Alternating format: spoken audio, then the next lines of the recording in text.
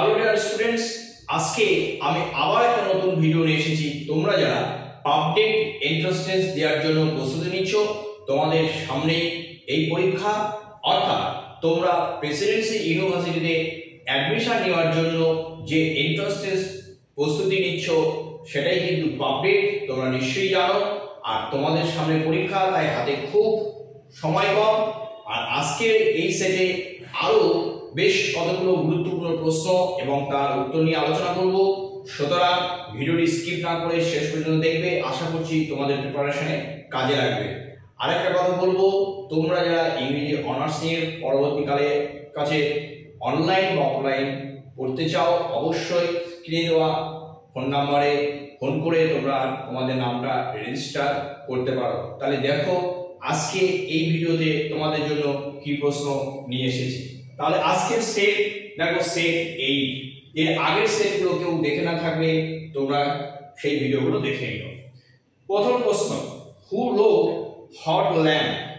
খুব রিসেন্টলি তোমরা অলরেডি জেনেছো এই হট ল্যাম্প যে বইটির জন্য কিন্তু বুকার ন্যাশনাল প্রাইজ কিন্তু পেয়েছে, এবং খুব গর্বের ব্যাপার আমাদের ভারতবর্ষ থেকে কিন্তু দুজন, কিন্তু সেই দুজন বলতে একজন ট্রান্সলেটর এবং একজন লেখক, অর্থাৎ তারা যৌথভাবে এই প্রাইজটি শেয়ার করেছে, পেয়েছেন।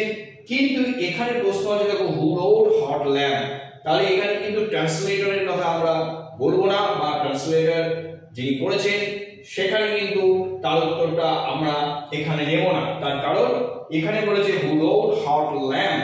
তাই অপশনগুলো একটু দেখে নিই। Option A Arundhati Roy, option B Banu Mushtaq, option C Deepak Basti, and option D both B and C. এখানে দেখো একটু বলে দিই, এই বানু মুস্তাক এন্ড দীপক বাস্তি এই দুজনেই কিন্তু এবার বুকার ন্যাশনাল প্রাইজটা তারা শেয়ার করেছে, অর্থাৎ দুজনে যৌথভাবে পেয়েছে, একজন লেখক হিসেবে আর একজন কিন্তু ট্রান্সলেটর হিসেবে। তো এখানে বলছে হু রোট, তাহলে অপশনটা সঠিক হবে কিন্তু অপশন বি, যেখানে দেখো লেখা আছে Banu Mushtaq. Next question number 2, দেখো হিরোইক কাপলেট, খুব গুরুত্বপূর্ণ একটা টপিক তোমরা বলতে পারো। তোমরা যখন পোয়েট্রি সেকশনে রেটরিক, প্রসোডি এই বিষয়গুলো তোমরা যখন চর্চা করবে তখন অবশ্যই পাবে, স্ক্যানশন করার সময় খুবই কাজে লাগবে। দেখো heroic couplet occurs in option A iambic meters, option B tropic meters, option C both A and B, আর অপশন ডি আছে না। আয়াম্বিক মিটার্স আছে প্রথমে, ট্রপিক মিটার্স আছে, তারপর অপশন সি আছে, দুটো ক্ষেত্রেই আমরা পাই কিনা, অপশন ডি আছে না। তাহলে এই হিরোইক কাপলেট occurs in, দেখো couplets mean two succeeding lines rhyming together। তোমরা বুঝতে পারছো, দুটো লাইন যদি এটা ভেরি এন্ড, তারা যদি সেই ছন্দের যদি মিল হয়, অন্ত মিল হয়, তখন কিন্তু কাপলেট ঘটে। কিন্তু যখন এই আয়াম্বিক, বিশেষ করে পেন্টামিটার, এই আয়াম্বিক পেন্টামিটার বা আয়াম্বাসের মধ্যে যখন এই ঘটনা ঘটে, তখন কিন্তু আমরা সেটাকে হিরোইক কাপলেট বলি। এবং এছাড়াও আরো নাম আছে, যেহেতু প্রথমে হিরোইক যে কম্পোজিশন বা এপিকে এগুলো আমরা পেয়েছিলাম বলে সেখান থেকে এই নামটি এসেছিল। সুতরাং হিরোইক কাপলেট অকার্স ইন আমাদের জন্য সঠিক উত্তর হবে অপশন এ, এখানে লেখা আছে দেখো আয়াম্বিক মেটার্স। কোশ্চেন নাম্বার 3 বা থার্ড কোশ্চেন দেখো কি আছে, does your sister often go shopping here often? তোমরা নিশ্চয়ই জানো সিলেবাস অনুসারে কিন্তু আমি ভিডিওগুলো করি তোমাদের জন্য। সুতরাং প্রত্যেকটা প্রশ্নের যে ধরন সেটা কিন্তু তোমরা খেয়াল করবে যখন বাড়িতে নিজেরা প্রিপারেশন নিচ্ছ বা নেবে। তাহলে দেখো এই যে অফেন, এই অফেন শব্দটা কি গ্রামাটিক্যালি? Option A adverb of frequency, option B adverb of time, option C adverbs of degree, আর অপশন বি আছে না। তাহলে এখানে এই অফেন এই শব্দটি কিন্তু এই শব্দটি কিন্তু একটা অ্যাডভার্ব অফ ফ্রিকোয়েন্সি। তোমরা জানো অ্যাডভার্ব অফ ফ্রিকোয়েন্সি সাধারণত ইমিডিয়েটলি কার পরে বসে? ইমিডিয়েটলি কিন্তু সাবজেক্টের পরে বসে ইন ইন্টারোগেটিভ সেন্টেন্স। তাহলে এখানে দেখো ফ্রিকোয়েন্সি, এই অফেন কিন্তু উত্তর কি হবে? অ্যাডভার্ব অফ ফ্রিকোয়েন্সি, যেখানে অপশন এ আমরা দেখতে পাচ্ছি। ওকে, কোশ্চেন নাম্বার 4 বা fourth question, in fairy queen. দেখো তোমরা যখন ইংলিশ লিটারেচার পড়বে খুব পরিচিত এবং বিখ্যাত একটি রচনা আমি বলতে পারি, ইংলিশ লিটারেচারে যখন তোমরা ফেয়ারি কুইন পড়বে আর জানতে পারবে এই ফেয়ারি কুইনে সেন্ট্রাল রেফারেন্স মানে সেন্ট্রাল ক্যারেক্টার বা বেস এখানে আমরা কি পাচ্ছি। Option A Queen Victoria, option B Queen Elizabeth one বা Elizabeth first, option C Queen Mary and option D none. তাহলে এটা তোমরা নিশ্চয়ই জেনেছো যে এডওয়ার্ড স্পেন্সার তিনি কিন্তু এই ফেয়ারি কুইন লিখেছিলেন। সুতরাং বুঝতে পারছো স্পেন্সার যে সময়ের কবি বা যে সময়ের যে লেখক সেখানে কিন্তু আমরা কুইন এলিজাবেথ পাচ্ছি। সুতরাং আমাদের জন্য সঠিক অপশন বি, যেখানে লেখা আছে দেখো কুইন এলিজাবেথ ওয়ান বা ফার্স্ট। কোশ্চেন নাম্বার 5 বা 5 কোশ্চেন দেখো, আই উইশ ইউ ড্যাশ লেখা আছে, ডটস দেওয়া আছে, নট ডিসগ্রেস মি এগেইন। তাহলে এই যে গ্যাপ বা এই শূন্যস্থানে কি বলবে? Option A would, option B will, option C shall and option D can. তাহলে এখানে যে ধরনের বাক্যটা আছে সেই বাক্যটা কিন্তু আমাদের খেয়াল করতে হবে।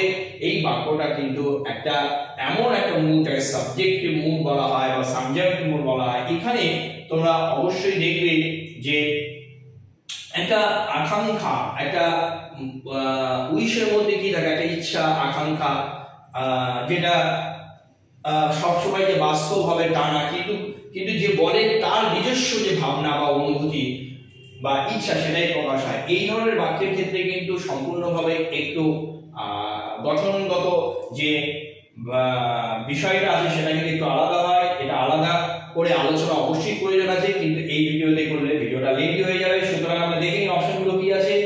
Option A would, option B will, option C shall and option D আছে ক্যান। তাহলে এখানে যে চারটি অপশন আছে তার মধ্যে সঠিক অপশন হবে অপশন এ, কারণ উড আছে, অর্থাৎ এই উড দিয়ে কিন্তু আমরা আমাদের মনের যে ভাবনা বা ইচ্ছা বা উইশকে কিন্তু ব্যক্ত করতে পারি। সুতরাং এখানে উড বসবে।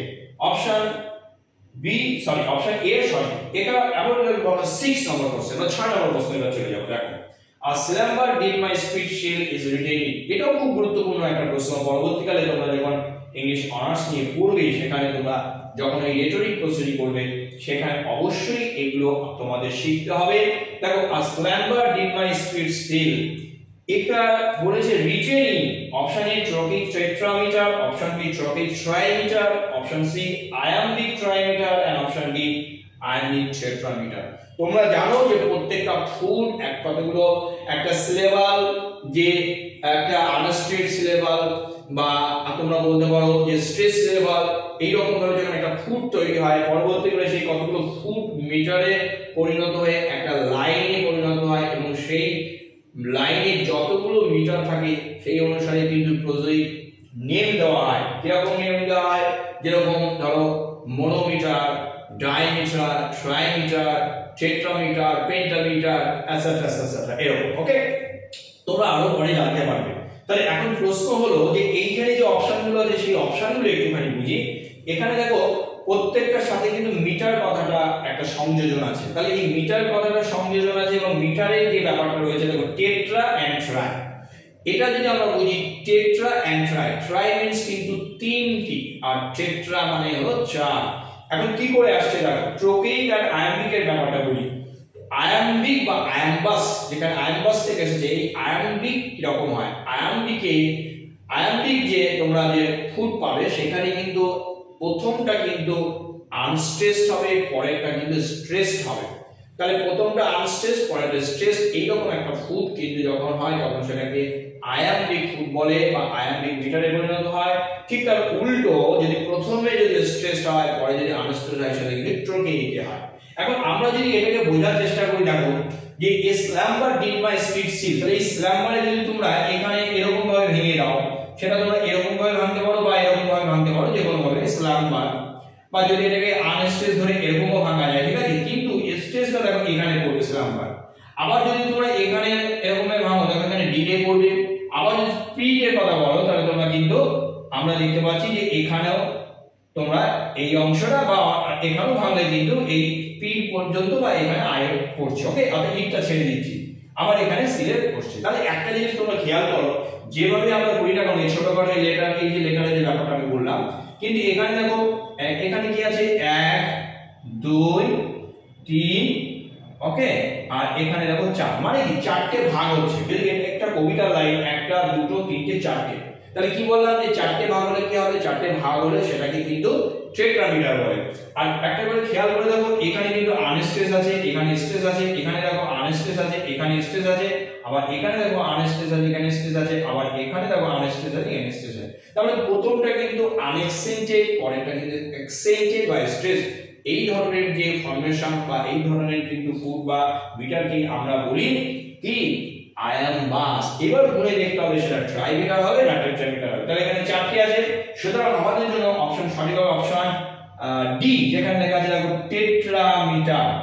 অপশন ডি আয়ামিক টেট্রামিটার সঠিক। এবার চলো পরের প্রশ্নগুলো দেখে।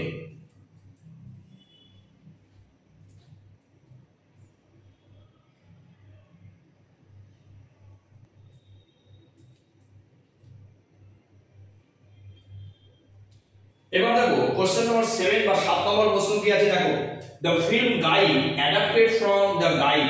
তোমরা নিশ্চয়ই জানো যে এই যে দ্য গাইড এটা কিন্তু লিখেছিলেন কে লিখেছিলেন, আর কে নারায়ণ, আরেকজন খুব খুব বিখ্যাত আমাদের ভারতীয় লেখক। তা এখানে দেখো যে has a central character named Raju. সেখানে যে সেন্ট্রাল ক্যারেক্টার ছিল যার নাম ছিল রাজু, এই রাজু চরিত্রটি স্টার বাই মানে অভিনয় কে করেছিলেন।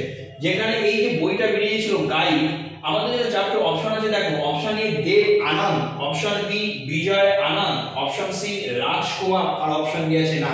তাহলে এখানে যে চারটি অপশন পাচ্ছি তার মধ্যে তিনটে যে নাম আছে দেব আনন্দ, বিজয় আনন্দ আর রাজকুমার, কে এই রাজু চরিত্রে অভিনয় করেছিলেন এই গাইড বইটিতে বা মুভিতে। তাহলে এখানে যে চারটি অপশন আছে তার মধ্যে সঠিক কিন্তু হবে অপশন এ, যেখানে লেখা ছিল দেব আনন্দ। তোমরা জানো দেব আনন্দ খুবই ফেভারিট একজন অ্যাক্টর ছিলেন সেই সময়, এখনো আছে সবার মধ্যে।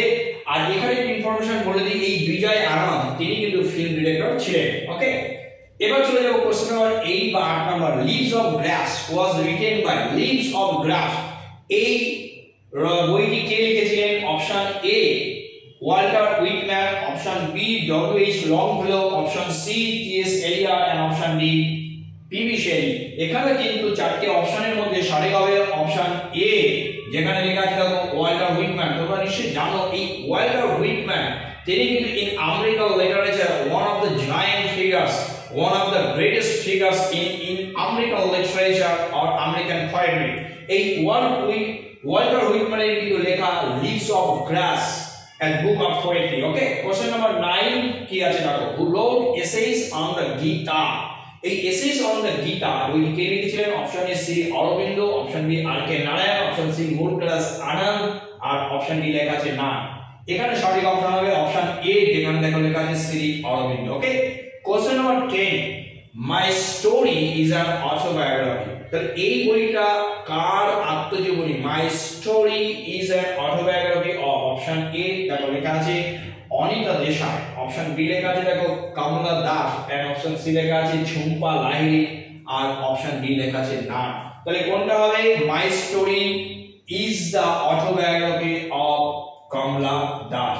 তাহলে এই যে আজকে 10টি প্রশ্ন এবং তার উত্তর নিয়ে আলোচনা করলাম, আশা করছি তোমাদের জন্য যে আপডেট এন্ট্রান্স সামনে রয়েছে তার প্রিপারেশন ভালো হবে।